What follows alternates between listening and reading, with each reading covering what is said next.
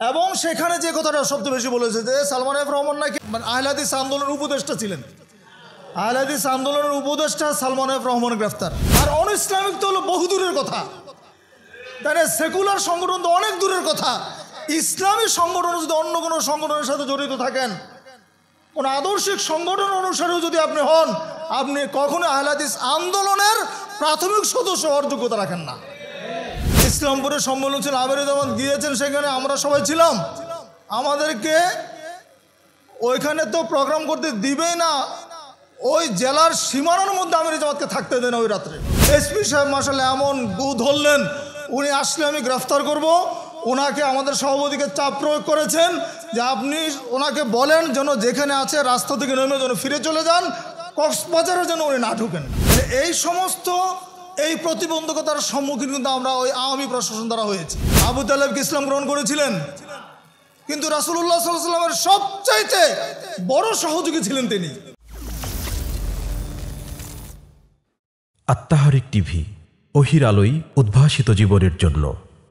বিগত সরকারের প্রধানমন্ত্রীর উপদেষ্টা সালমান এফ রহমান সাহেব গ্রেফতার হওয়ার পরে আমরা বেশ কয়েকটা মিডিয়া থেকে বিভিন্ন ভাইরা দেখলাম যে মাশাআল্লাহ আমাদের বিরুদ্ধে যাচ্ছে তাই তারা কি বলবো অপপ্রচার করেছেন, ভিডিও তৈরি করে মানুষের কাছে উল্টা মেসেজগুলো, মিথ্যা মেসেজগুলো দিয়েছেন যে এরা আসলে ছিল আওয়ামীপন্থী, আওয়ামী লীগের দালাল ইত্যাদি ইত্যাদি অনেক কিছু।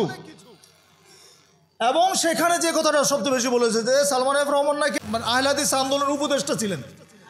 আহলে হাদিস আন্দোলনের উপদেষ্টা সালমান এফ রহমান গ্রেফতার। আপনারা বলুন তো, আহলে হাদিস আন্দোলনের উপদেষ্টা কি ছিলেন তিনি? খায়রুজ্জামান লিটন উপদেষ্টা ছিলেন? বা অন্য কোনো এমপি সাহেব যারা আহলে হাদিসদের অনেকে এমপি ছিলেন, তারা কি আন্দোলনের কোনো উপদেষ্টা ছিলেন? আরেকটা প্রশ্ন করি আপনাদেরকে, আহলে হাদিস আন্দোলন যারা করেন, আহলে হাদিস আন্দোলনের বাইরে অন্য কোনো নীতি আদর্শের অনুসারী যারা বা কোনো বিজাতীয় মতাদর্শের অনুসারী যারা, তাদের কেউ কি এই সংগঠনে ঢুকার কোনো অধিকার তাদের আছে?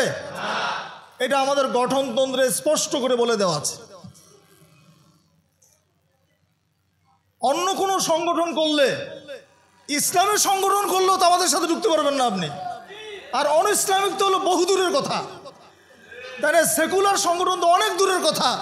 ইসলামী সংগঠন যদি অন্য কোনো সংগঠনের সাথে জড়িত থাকেন, কোন আদর্শিক সংগঠন অনুসারেও যদি আপনি হন, আপনি কখনো আহলে হাদিস আন্দোলনের প্রাথমিক সদস্য হওয়ার যোগ্যতা রাখেন না। গঠনতান্ত্রিক কথা বলছি। এখন প্রশ্ন হচ্ছে যে সালমান এফ রহমানকে নিয়ে এত কথা কেন বললেন? ওই যে তিনি আমাদের ইজতেমে এসেছিলেন, ঢাকার সম্মেলনে একদিন ছিলেন, এটার ব্যাখ্যা আমরা আপনাদের সামনে গত 18ই আগস্টে আমরা সামাজিক যোগাযোগ মাধ্যমে একটা ব্যাখ্যা দিয়েছি। অনেকে যারা অনলাইনের সাথে জড়িত আছেন তারা অবশ্যই পড়েছেন। তারপর আমি কি ব্যাখ্যাটা আমরা দিয়েছিলাম সেটা একটু শুনিয়ে দিচ্ছি। সম্প্রতি বিগত আওয়ামী লীগ সরকারের শীর্ষ উপদেষ্টা সালমান এফ রহমান গ্রেফতার হওয়ার পর একটি মহল তার সাথে আহলে হাদিসদেরকে জড়িয়ে অপপ্রচারে লিপ্ত হয়েছেন, যা অত্যন্ত দুঃখজনক এবং সর্বৈব অসত্য। মূল কথা হলো, সালমান এফ রহমান 2008 সালে জেলখানায় আমিরি জামাত প্রফেসর ডক্টর মোহাম্মদ আসাদুল্লাহ গালিবের সাথে সাক্ষাৎকালে দ্বীনের পথে ফিরে আসেন এবং আহলে হাদিস আকীদা সম্পর্কে পরিচিত হন। পরবর্তীতে জেলখানা থেকে বের হয়ে তিনি ইসলামের খেদমতে কিছু করার পরিকল্পনা গ্রহণ করেন। এজন্য তিনি ডাক্তার জাকির নায়েকের সাথে পরিচিত হন এবং পিস টিভি বাংলার সম্প্রচারে গুরুত্বপূর্ণ ভূমিকা রাখেন। তিনি doctor Zakir Naik, doctor Bilal Philips, Toufiqur Rahman, মসজিদে আকসার ইমাম প্রমুখ বিশ্ববিখ্যাত বিদ্বানদেরকে বাংলাদেশে এনে প্রোগ্রাম করার প্রচেষ্টা করেছিলেন। বিগত সরকারের 16 বছরে আহলে হাদিস আন্দোলন বাংলাদেশে আয়োজিত এমন খুব কম জাতীয় এবং আঞ্চলিক প্রোগ্রাম হয়েছে যেখানে ইসলাম বিদ্বেষী প্রশাসন অন্যায়ভাবে বাধা দেয়নি বা প্রোগ্রাম বন্ধের জন্য চাপ প্রয়োগ করেনি। বিগত 16 বছরের আমাদের অনেক প্রোগ্রাম বন্ধ হয়েছে, অনেক প্রোগ্রামে আমরা বাধার সম্মুখীন হয়েছি। দুই একটা উদাহরণ আমরা এখানে তুলে ধরেছিলাম।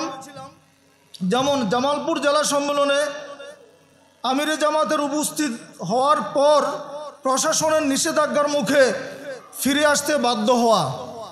ইসলামপুরের সম্মেলন ছিল, আমিরুজ্জামান গিয়েছেন, সেখানে আমরা সবাই ছিলাম। আমাদেরকে ওইখানে তো প্রোগ্রাম করতে দিবেই না, ওই জেলার সীমানার মধ্যে আমির জামাতকে থাকতে দেন ওই রাত্রে। আওয়ামী প্রশাসন ছিল, সেটা বাধ্য হয়ে রাত্রে আমাদেরকে ইসলামপুর থেকে পুরো জামালপুরের সীমানা পার হয়ে ময়মনসিংহে গিয়ে আমাদের আশ্রয় নিতে হয়েছিল। কে করেছে? ইসলাম এই আপনার এই সরকার করে না, আওয়ামী সরকার করে নাই। তাহলে আপনি আওয়ামী লীগ হলে আওয়ামী লীগ সরকার আপনার বিরুদ্ধে এটা করলো কেন? খুলনা সম্মেলন শুরু হয়েছে, 2 ঘন্টা বক্তব্য হয়েছে, মাঝখানে আসলো বন্ধ করে দেওয়া হলো, নিষেধাজ্ঞা, সম্মেলন করতে দেওয়া হবে না। সেখান থেকে বাগেরহাট শহরের সম্মেলন ছিল, বাগেরহাট শহরের চলমান সম্মেলন বন্ধ করে দিয়েছে। দেওয়ার পরে আমরা তখন কালদিয়াতে, যেটা আমাদের মার্কাজ আছে কালদিয়াতে, সেইখানে গিয়ে আমরা অল্প কিছু পরিসরে আমরা সেখানে আয়োজনটা সম্পন্ন করতে হয়েছে। আমাদেরকে প্রোগ্রাম করতে দেওয়া হয় নাই। কক্সবাজারে আমরা যাচ্ছিলাম প্রোগ্রাম করতে, আমির জামাত সহ অর্ধেক পথ চলে গিয়েছি চকরিয়া পর্যন্ত। আমরা কক্সবাজার আরেকটু গেলে কক্সবাজার পৌঁছে যাব। সেই চকরিয়াতে আমির জামাতকে রাস্তায় নামতে বাধ্য করা হয়েছে যে আপনি আর কক্সবাজারে ঢুকতেই পারবেন না। এসপি সাহেব মাশাআল্লাহ এমন গু ধরলেন, উনি আসলে আমি গ্রেফতার করব। ওনাকে আমাদের সভাপতিকে চাপ প্রয়োগ করেছেন যে আপনি ওনাকে বলেন যেন যেখানে আছে রাস্তা থেকে নেমে যেন ফিরে চলে যান, কক্সবাজারে যেন উনি না ঢুকেন। আওয়ামী প্রশাসনের কথা বলছি। বাধ্য হয়ে আমরা কক্সবাজারে নেমে সেখান থেকে অন্য একটা গাড়ি ধরে আমরা ওখান থেকে ব্যাক করলাম আর কি। এইভাবে আমরা চাঁপাইনবাবগঞ্জ প্রোগ্রাম করতে পারি। নাটোর জেলা আমাদের খুব কাছে, এখনও নাটোর জেলাতে আমরা সম্মেলন করতে পারি নাই।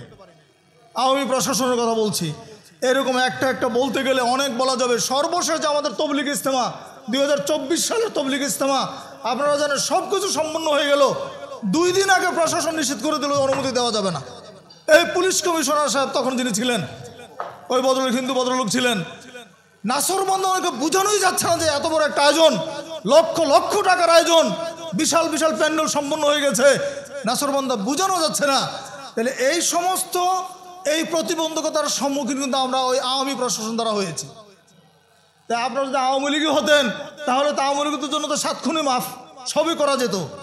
এখন প্রশ্ন হচ্ছে, এসব ক্ষেত্রে, এই সমস্ত বাধার ক্ষেত্রে সালমান এফ রহমান দ্বীনি সম্পর্কের কারণে প্রশাসনের সাথে কথা বলে যতদূর সম্ভব তিনি সেসব বাধা দূর করার চেষ্টা করেছেন।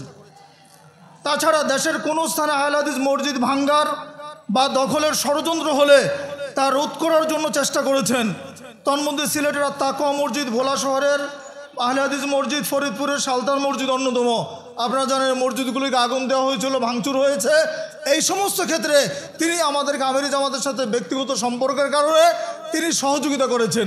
এইটা হচ্ছে তার সাথে আমাদের সম্পর্ক। কিন্তু বর্তমান প্রেক্ষাপটে তাকে আহলে হাদিস আন্দোলনের উপদেষ্টা হিসাবে দেখিয়ে যে অপপ্রচার চালানো হচ্ছে তার সম্পূর্ণ মিথ্যা উদ্দেশ্য প্রণোদিত। কারণ আহলে হাদিস আন্দোলন বাংলাদেশ একটি আদর্শিক দ্বীনি সংগঠন। এই সংগঠনের সাথে গঠনতান্ত্রিক নিয়মে এমন কোনো ব্যক্তির প্রাথমিক সদস্য হওয়ার যোগ্যতা নেই, সুযোগ নেই যিনি দলগতভাবে ভিন্ন কোনো রাজনীতি ও মতাদর্শের সাথে সম্পৃক্ত। উপদেষ্টা তো বহু দূরের কথা। তাহলে এই যে অপপ্রচার চালিয়ে বিভ্রান্ত করার চেষ্টা করা হয়েছে, এই অপপ্রচার সম্পূর্ণ মিথ্যা অপপ্রচার ছিল। সম্মানিত দিনী ভাইরা, আমরা বাধাগ্রস্ত হয়েছি মূলত 2 ভাবে। একটা হচ্ছে সরাসরি প্রশাসন কর্তৃক। বাংলাদেশের বিভিন্ন জায়গার বিভিন্ন প্রশাসন বিভিন্ন রকম। রাজশাহীর প্রশাসন আমাদের খুব ভালো জানেন মাশাআল্লাহ, রাজশাহীর প্রশাসন আমাদের সবসময় সহযোগিতা করেন। কিন্তু এমন কোনো জেলা আছে দেখা যায় বরিশাল, ভোলা, ওই সমস্ত এলাকাগুলোতে প্রশাসন আমাদের হয়তো ভালো জানেন না। সেই সমস্ত ক্ষেত্রে তারা সরাসরি বাধা দিয়েছেন।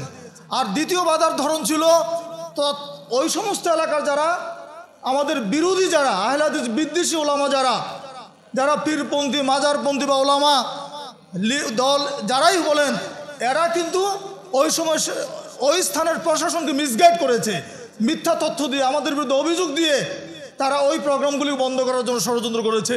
কিন্তু দুঃখ হচ্ছে প্রশাসনের উচিত ছিল যাচাই করা, একটা আয়োজন হওয়া প্রোগ্রাম বন্ধ করা উচিত হয় না কখনো। আয়োজন হয়েছে, প্রোগ্রাম করতে দেওয়া হবে, বিশৃঙ্খল হলে প্রশাসন দেখবে, প্রশাসনের দায়িত্ব সেটা দেখা। প্রশাসনকেও বললেই বন্ধ করে দিবে। সব আয়োজন সম্পন্ন হলো, ছোট্ট একটা চিরকুট দিয়ে আসা হলো থানায় যে এখানে বিশৃঙ্খল হতে পারে। এবার ওসি সাহেব বেঁকে বসছেন, ওরে বাবারে এইখানে কোনো প্রোগ্রাম করতে যাওয়া যাবে না। পুলিশ কমিশনার জানালেন, না স্যার এইখানে বিশাল গণ্ডগোল হয়ে যাবে। সব কল্পনা বিলাসের, নিদ্রাবরীর কল্পনা বিলাসের মতো কাহিনী। উচিত ছিল আয়োজন হয়েছে, খরচ করেছে, তারা কি বলে আমরা শুনি, কি তাদের বক্তব্য আমাদের সামনে বলা হোক, আমরা শুনি। জনগণ আসবে, তাদেরকে দিনই দাওয়াতের জন্য বিশৃঙ্খল হলে তো আমরা আছি দেখব। এরকম শক্ত ভূমিকা নিয়ে আমাদের প্রশাসন অনেক জায়গাতে কথা বলতে পারে না। এটা সবাই নয়, অনেক জায়গাতে এটা ঘটেছে। তো যাই হোক, আমরা এই বিষয়গুলি খেয়াল করার চেষ্টা করব। আর এই পয়েন্টে আর একটা উত্তর হচ্ছে, দেখেন রাসূলুল্লাহ সাল্লাল্লাহু আলাইহি ওয়াসাল্লাম বলেছেন, ইন্নাল্লাহ লা ইউআইয়িদু হাযা দ্বীন বির-রাজুলিল ফাজির।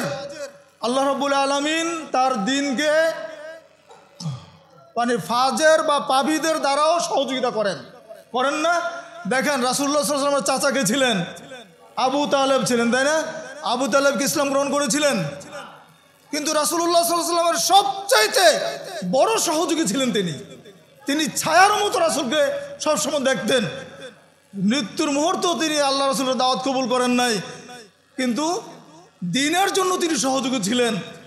আল্লাহ রাসূল সাল্লাল্লাহু আলাইহি ওয়াসাল্লাম এই কথাই বলেছেন, আল্লাহ সুবহানাহু ওয়া তাআলা দ্বীনকে তার ফাজের ব্যক্তির দ্বারাও সহযোগিতা করেন। তাহলে হাদিসটা যদি ইসলামপন্থীদের দ্বারা আক্রান্ত হয়, আর এখানে যদি কোনো ইসলাম বিরোধী কোনো ব্যক্তি যদি সহযোগিতা করে, এইটাও ধরে রাখবেন আল্লাহর ইশারাই হচ্ছে। অপপ্রচার করে মানুষকে বিভ্রান্ত না করার জন্য আমি আমাদের দ্বীনী ভাই যারা আছেন, যারা ইউটিউবার, ফেসবুকার যারা তোমরা আছো, যারা লম্বা লম্বা বক্তৃতা দিয়ে ইউটিউব গরম করে দিচ্ছ, ফেসবুক গরম করে দিচ্ছ, তোমার মিথ্যা কথার জন্য কালকে আমাদের দিন তোমাকে জবাব দিতে হবে। তোমার মিথ্যা বক্তব্যের জন্য জবাব দিতে হবে। আহলে হাদিস হকপন্থী আন্দোলন, আপোষহীন আন্দোলন হচ্ছে আহলে হাদিস আন্দোলন, সমাজ সংস্কারের আন্দোলন আহলে হাদিস আন্দোলন, প্রচলিত রাজনীতির সাথে আপোষ না করার আন্দোলন হচ্ছে আহলে হাদিস আন্দোলন।